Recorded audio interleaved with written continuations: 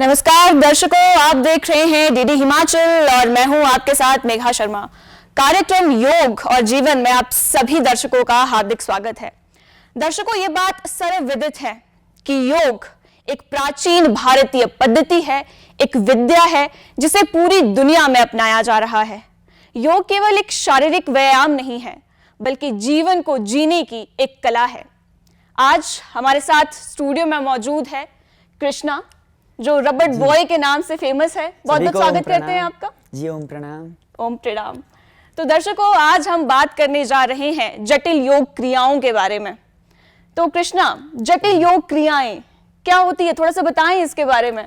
जी, जटिल योग क्रियाएं जो है वो एडवांस लेवल की योग क्रियाएं होती है।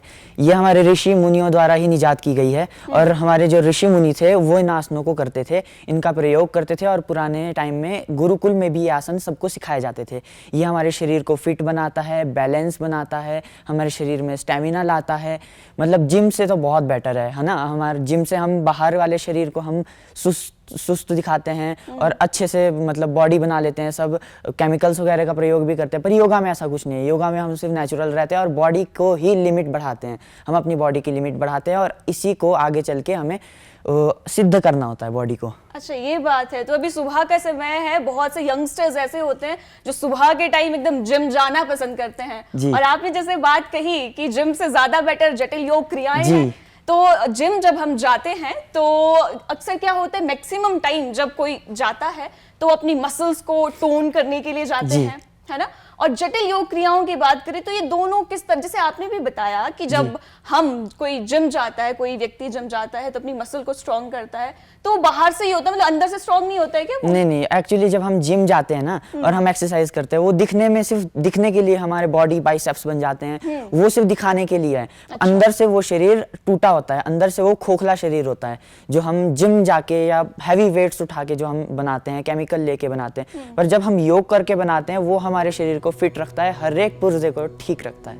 यानी कि जटिल जो योग क्रियाएं हैं वो काफी ज्यादा कारगर साबित होती है। बिल्कुल, बहुत कारगर है। दर्शकों, यदि आप जिम जाते हैं जरूर जा सकते हैं आप, पर इसके साथ अगर आप अपनी बॉडी को बाहर के साथ साथ अंदर से भी फिट बनाना चाहते हैं, अपनी मसल्स को टोन बनाना चाहते हैं, तो आप जटिल योग क्रियाएं भी जरूर कर सकते हैं। तो आज हम आपके लिए स्पेशली ये कार्यक्रम लेकर आए हैं। तो कृष्णा, क्या क्या योग क्रियाएं हम शुरू करने वाले हैं? सबसे पहली कौन सी यौगिक क्रिया करने वाले हैं आप? जी, सबसे पहले हम वार्म अप और सूक्ष्म व्यायाम से स्टार्ट करेंगे, क्योंकि सबसे पहले जब भी हम जटिल योग क्रियाएं करते हैं तो हमें वार्म अप करने की ज़रूरत होती है, हमें शरीर को खोलना होता है। तो हम नॉर्मल योगासनों से पहले हमेशा सूक्ष्म व्यायाम और वार्म अप से ही शुरू करते हैं। जी। तो दर्शकों, इस बात का ख्याल रखिएगा कि अगर जटिल यौगिक क्रियाएं आपको करनी है तो ऐसा नहीं है सो के उठ के पानी पी के सीधा ही जटिल योग क्रियाएं करने लग गए। वार्म अप बहुत ज्यादा जरूरी है। थोड़ा सा करके बताइए ताकि जो दर्शक हमें देख रहे हैं वो साथ साथ जो ये कर भी पाएं। जी, सबसे पहले हम अपना हेड से स्टार्ट करते हैं, जस्ट लाइक ये 1 2 3 4 ईच साइड हम कर सकते हैं। 1 2 3 4 ईच साइड हम कर सकते हैं रोटेशन, फिर दूसरी साइड रोटेशन। ये हमारी नेक की एक्सरसाइज होगी। दूसरी हमारी शोल्डर, हम शोल्डर के लिए भी एक्सरसाइजेस कर सकते हैं ईच टाइम रोटेशन के वाइज, और हम इसको आगे ले जा सकते हैं। ये एक्सरसाइजेज है, ये सूक्ष्म व्यायाम की एक्सरसाइजेज है।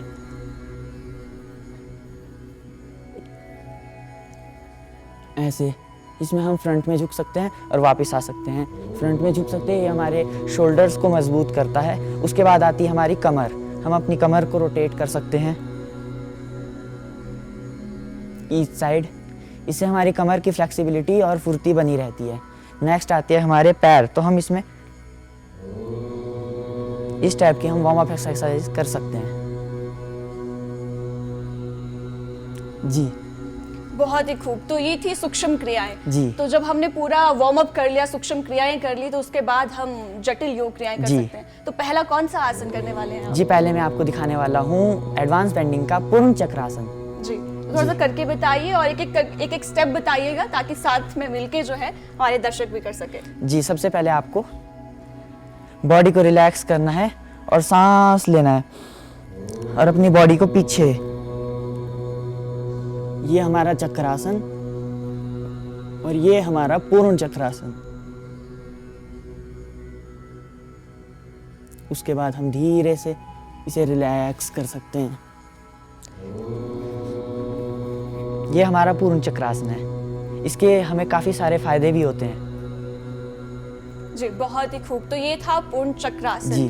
तो जैसे आपने बताया कि इसके बहुत से फायदे हैं। जी। तो हम जो भी चीज़ करते हैं उसके फायदे तो खैर हम सबसे पहले दिमाग में सोचते हैं, तो थोड़ा बताइए इसके फायदों के बारे में। जी, जब हम पूर्ण चक्रासन करते हैं तो ये हमारे सबसे पहले तो जैसे कि हम डाइटिंग प्लान्स लेते हैं वगैरह वगैरह करते हैं, किस चीज़ के लिए? अपनी बॉडी फैट को कम करने के लिए। इस आसन को करके हम अपना बॉडी फैट कम कर सकते हैं, और जब हमारा बॉडी फैट होगा तो शरीर तो अपने आप ही स्ट्रांग हो जाएगा। जब हमारा बॉडी स्ट्रांग होगी, हमारी शोल्डर स्ट्रांग होगी, और इससे हमारा पेट जो हमारा कोर है वो स्ट्रेंथ आती है कोर में, ताकि हम अपने आसनों को और अच्छे से कर पाएँ। इससे हमारे को मदद मिलती है ताकि हम और ज़्यादा एडवांस बेंडिंग में आगे बढ़ पाएँ। जी, तो जैसे आपने पूरा फ्लेक्सिबिलिटी बहुत ज़्यादा है आपकी बॉडी में, तो कोई जिसको एक तो होती है नॉर्मल योगिक क्रियाएं कि आपने वज्रासन कर लिया, ताड़ासन कर लिया, और इसमें काफ़ी ज़्यादा फ्लेक्सिबिलिटी की ज़रूरत है, तो क्या क्या सावधानियां हैं तो वो जो बरतनी बहुत ज़्यादा ज़रूरी है? जी, जब आप जटिल योग क्रियाएं करते हैं, सबसे पहले आपको वार्म अप करना है। वार्म अप के बिना हम जटिल योग क्रियाएं करते हैं तो हमारा शरीर फिर क्रैम्प्स में चला जाता है, हमें फिर पेन होती है बॉडी में। हमें पेन नहीं चाहिए, तो हमें अच्छे से और धीरे धीरे करके शुरुआत करनी है। ये ऐसा नहीं कि एक टर्म से होगा। मुझे भी एक आसन लगाने में 6 से 7 मंथ लग जाते हैं कभी कभार। तो इसको धीरे धीरे ये प्रक्रिया चलती है और धीरे धीरे हमारे शरीर को स्ट्रांग बनाती जाती है। और अगर हमारे को कोई सीरियस प्रॉब्लम है हेल्थ से रिलेटेड, जैसे हार्ट की प्रॉब्लम है, जैसे किसी को अस्थमा है, हार्ट से रिलेटेड प्रॉब्लम है, तो उसके लिए हम ट्राई करते हैं कि इसमें कम से कम कोशिश की जाए इसको करने की, क्योंकि अगर एडवांस तरह के हम आसन कर रहे हैं तो हमारे शरीर को फिट अंदर से भी होना चाहिए। जी, बहुत खूब। तो ये पहला आसन था, अब दूसरा आसन? जब मैं आपको दूसरा आसन करके दिखाता हूँ, डिम्बासन। जी, ये है हमारा चक्रासन, ये हमारा पूर्ण चक्रासन, और इसके बाद हम आते हैं डिम्बासन में।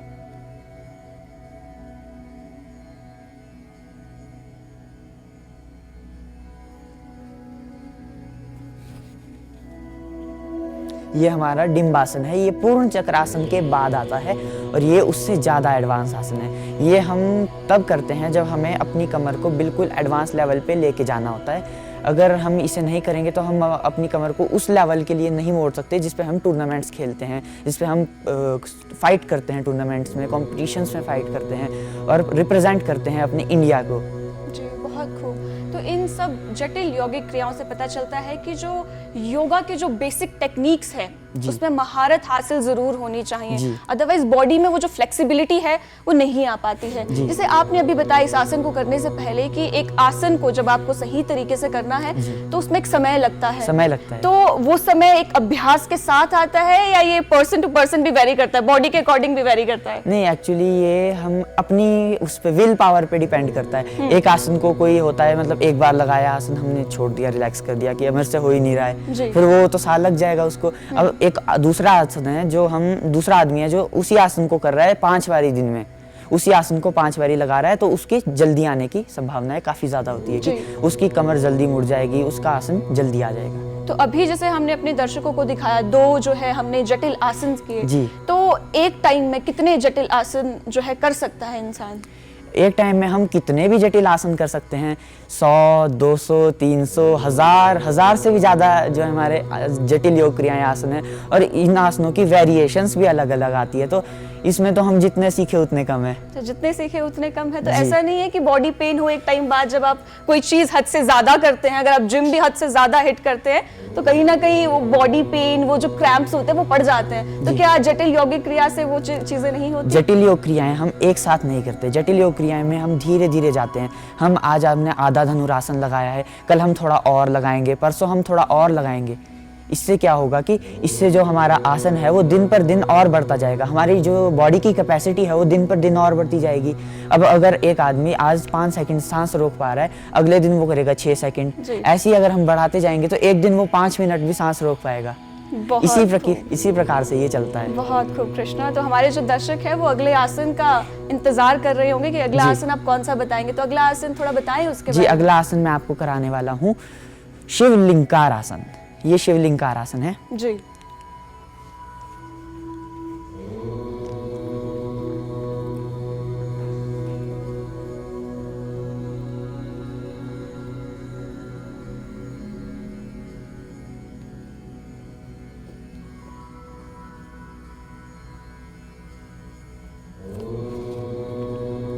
जी, ये हमारा शिवलिंगार आसन है। बहुत खूब, शिवलिंगार आसन।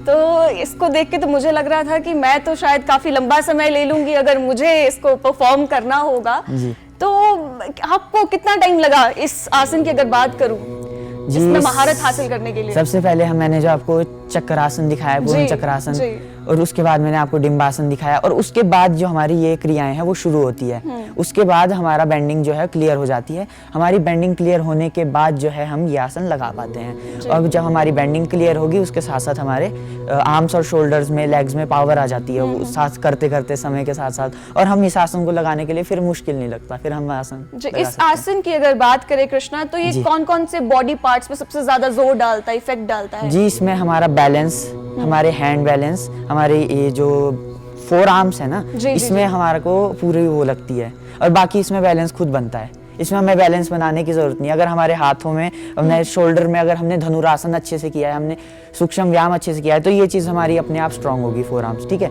4 आर्म्स अगर हमारे अपने आप स्ट्रांग हो गए तो हम इस आसन को लगाने में कोई देर नहीं लगाएंगे। कोई देर नहीं। जी, जिसने सूक्ष्म व्यायाम अच्छे से किया है, जिसने प्रैक्टिस अच्छे से की है, जिसने धीरे धीरे जो इस चीज में गया है, उसे कोई प्रॉब्लम नहीं आएगी। जी, तो दर्शकों इस बात से ये पता चलता है कि अभ्यास सबसे ज्यादा जरूरी है। जितना आप अभ्यास करेंगे, खासकर जटिल योग क्रियाओं में, उतने आप पक्के होते जाएंगे, उतनी महारत होती जाएगी। और सबसे इम्पोर्टेंट बात कि सूक्ष्म व्यायाम जरूर करें।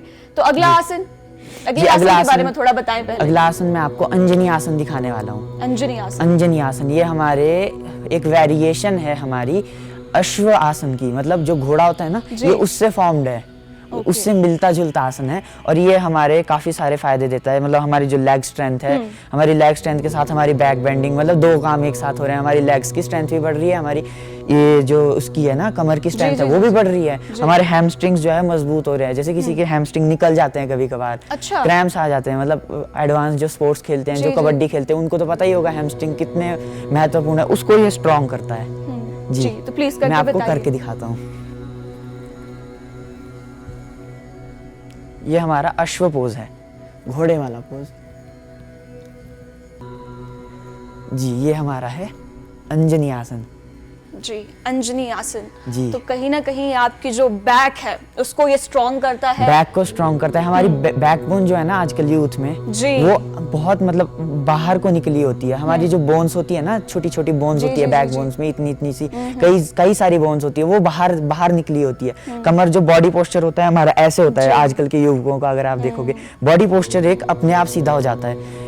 चेस्ट बाहर आ जाती है हमारी, जो कि देखने में भी अट्रैक्टिव लगता है, और हमारी बॉडी पोस्चर सही होता है इस चीज़ से। हमारी हैमस्ट्रिंग्स जो लेग्स है उसमें भी काफ़ी ज़्यादा हमारे को इम्प्रूवमेंट देखने मिलती है। जो रनिंग करते हैं अगर वो इस आसन को भी लगाएंगे साथ साथ में, तो उनको कोई प्रॉब्लम नहीं आएगी हैमस्ट्रिंग्स में।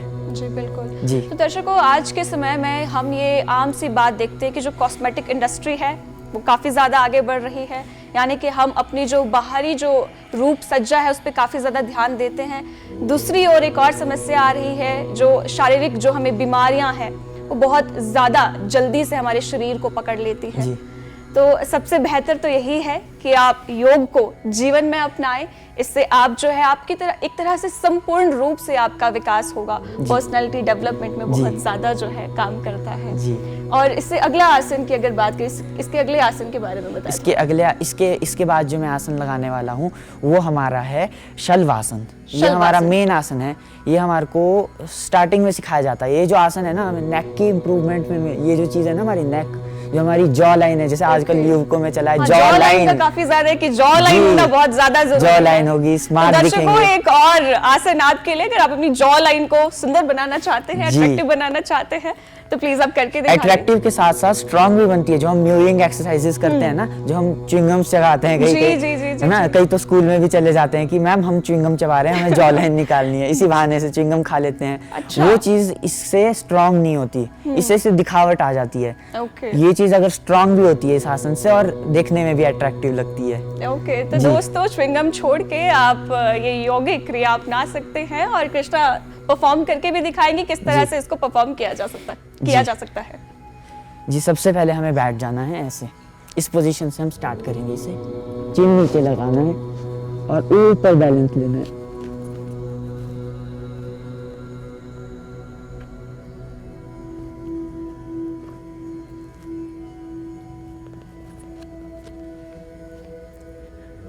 जी, ये हमारा शलवासन है। जी, ये शलवासन है। तो जो आसन होते हैं, अगर बात की जाए हमारे जो नॉर्मल रूटीन में जो अक्सर जो लोग करते हैं, तो उसके सेट हम 2 या 3 या 4-5 सेट लगाते हैं। जी।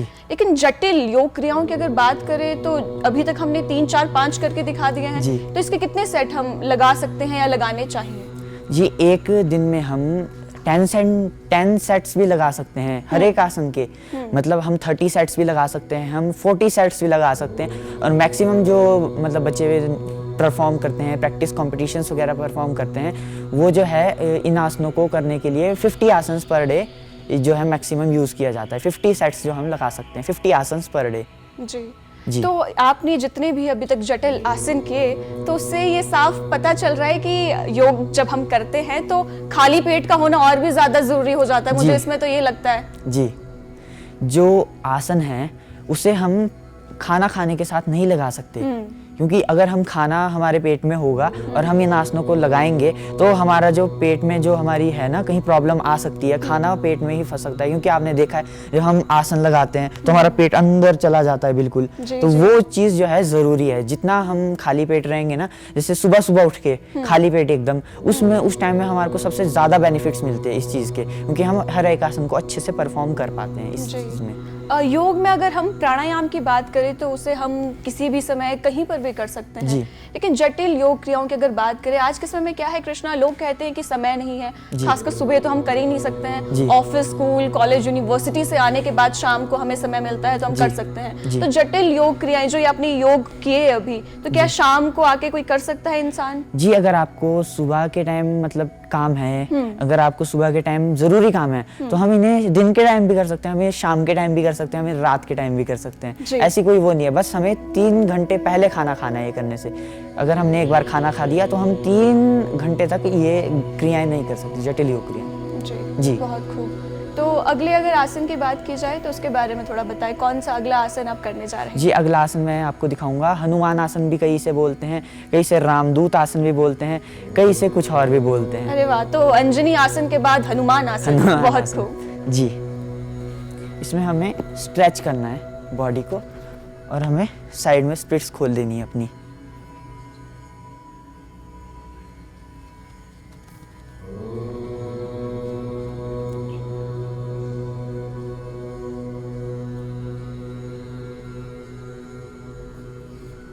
जी,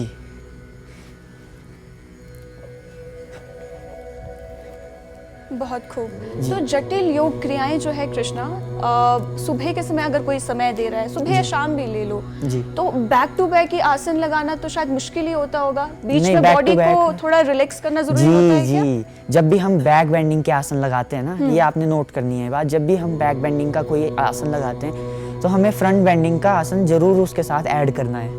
हमने एक बार अगर धनुरासन पीछे लगाया है, हमने एक बार डी बनाया है, हमने एक बार चक्रासन लगाया है, तो हमें आगे को पश्चिमोत्तानासन जो कि इस प्रकार से, और हम आगे को हम पश्चिमोत्तान के साथ साथ हम हलासन भी कर सकते हैं। ये हमें फ्रंट बेंडिंग और बैक बेंडिंग को एक साथ करने में सहायता करता है। जी बिल्कुल। तो दर्शकों, योग अगर आप करेंगे वो किसी तरह से हानि नहीं पहुंचाएगा, लेकिन जटिल योग क्रियाओं की अगर बात करेंगे, अगर आप सावधानियां नहीं बरतेंगे तो इससे काफ़ी प्रॉब्लम्स भी आ सकती हैं। तो जैसे कि आपने बताया कि अगर आप बैक बेंडिंग कर रहे हैं तो आपका फ्रंट में आना भी बहुत ज़्यादा ज़रूरी है, तभी तो वो बैलेंस होके आएगा। जी, जब बैलेंस होके आएगा। इसी से अगर हम बैक बेंडिंग करेंगे ना और फ्रंट बेंडिंग नहीं करेंगे तो हमारी बैक बेंडिंग इंप्रूव होती जाएगी और फ्रंट बेंडिंग कम होती जाएगी।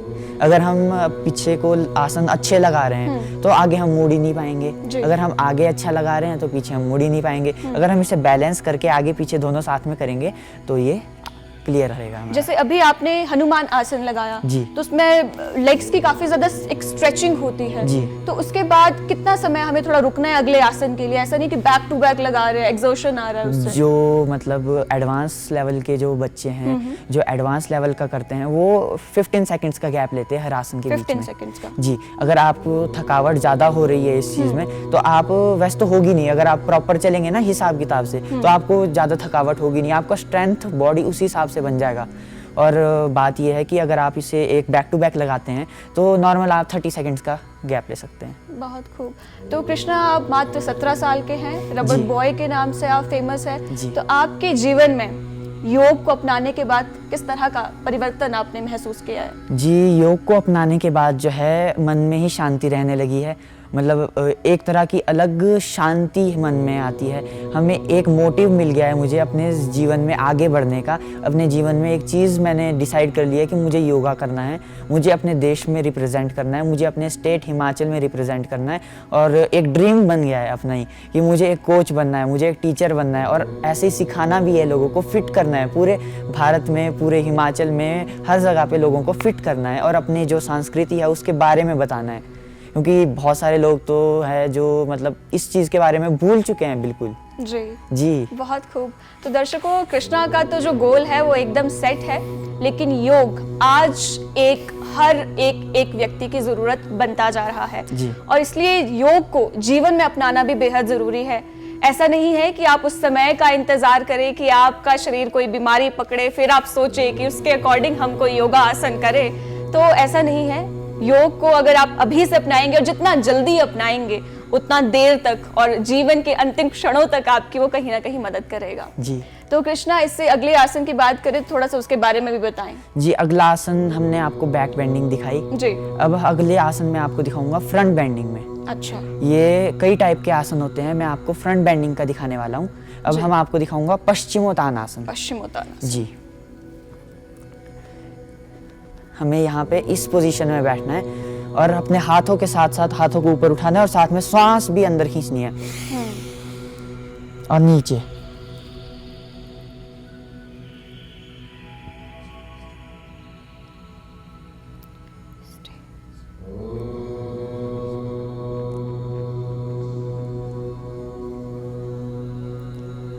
जी, ये हमारा था पश्चिमोत्तानासन। ये हमें फ्रंट बेंडिंग ले जाने का एक पहला जरिया है। ये हम मान सकते हैं कि ये फर्स्ट आसन हमारा जो है फ्रंट में लगता है। जी।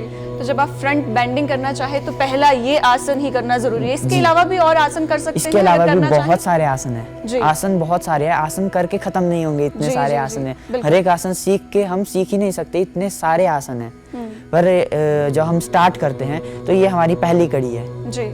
जी। तो जो दर्शकों, कड़ी को कड़ी मिलाकर ही आगे बनता है, इसलिए पश्चिमोत्तानासन करना बहुत ज़्यादा ज़रूरी है। जैसे कि अभी तक इन्होंने बैक बेंडिंग करी, फ्रंट बेंडिंग अगर आप करना चाहते हैं तो पश्चिमोत्तानासन एक बहुत ज़रूरी आसन हो जाता है। जी। वैसे तो फायदे अनगिनत है हर एक आसन के ही और कहीं ना कहीं एक दूसरे से मिलते जुलते भी हैं। जी। इस आसन की बात करें तो थोड़ा सा बताएं इस आसन के फायदे। पश्चिमोत्तानासन करने से हमारा जो पाचन संतुलन है ना वो काफ़ी ज़्यादा बढ़ जाता है।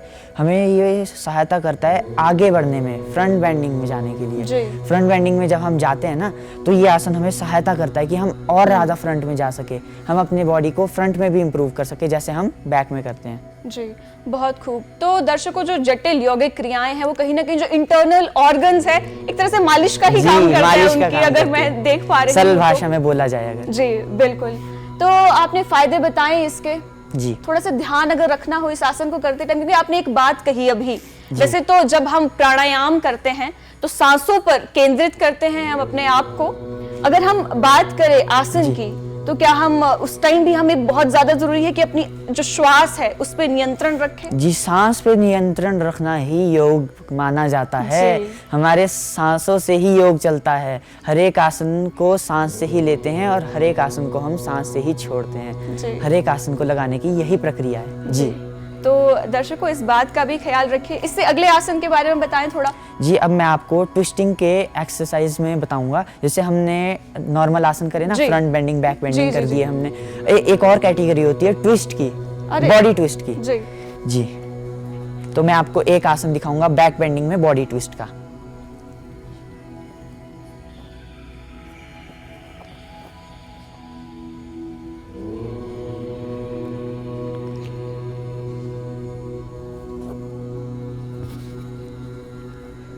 ये हमारा आसन था बैक बेंडिंग में ट्विस्ट का। अब मैं आपको एक और आसन दिखाऊंगा फ्रंट बेंडिंग में ट्विस्ट का। ये हम फ्रंट में गए,